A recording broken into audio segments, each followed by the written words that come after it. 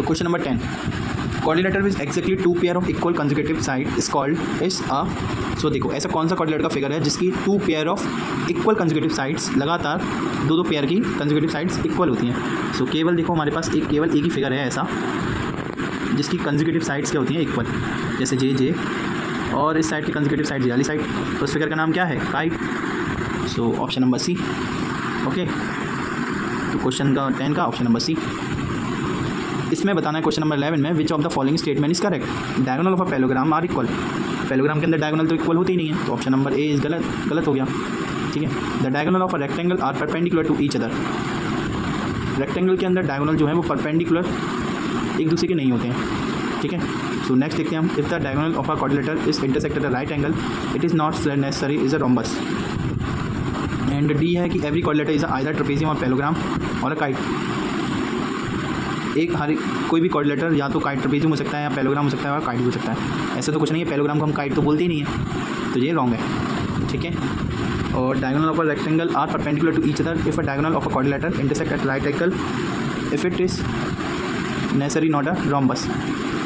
हाँ, वो स्क्वायर भी हो सकता है क्योंकि स्क्वायर के अंदर भी डायगोनल जो होते हैं वो राइट एंगल पे होते हैं, इंटरसेक्ट करते हैं। ठीक है, सो प्योरली जो आंसर सही है वो हमारे पास क्वेश्चन नंबर सी, इसका ऑप्शन नंबर सी है। Okay, next question number 12।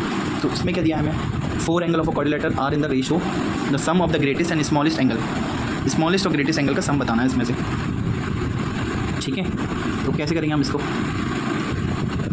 देखते हैं हम। देखो वी नो डैट कि सारे एंगल क्वाड्रिलेटर के सारे एंगल का सम कितना होता है, 360 डिग्री। ओके, और इन सब के एंगल को रेशो में दिया हुआ है, तो हम रेशो से इसको अलग कर लेंगे। 3x + 7x + 6x + 4x equal to 360 degree. Okay, और सबको प्लस कर दो, ये कितना हो गया 10x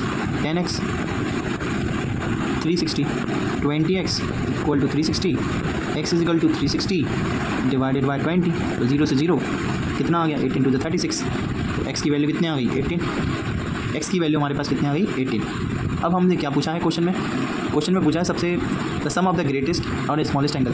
सबसे पहले हम एंगल तो बताएंगे, हमने एंगल तो निकाली नहीं है, तो एंगल निकालते हैं हम सबसे पहले। a इक्वल टू कितना दिया था 3x, a equal to 3x माना था, तो 3 × 18 3 × 54। b इक्वल टू कितना था 7x, तो 7 × 54, 57 × 18, 8 7 56, 5 126।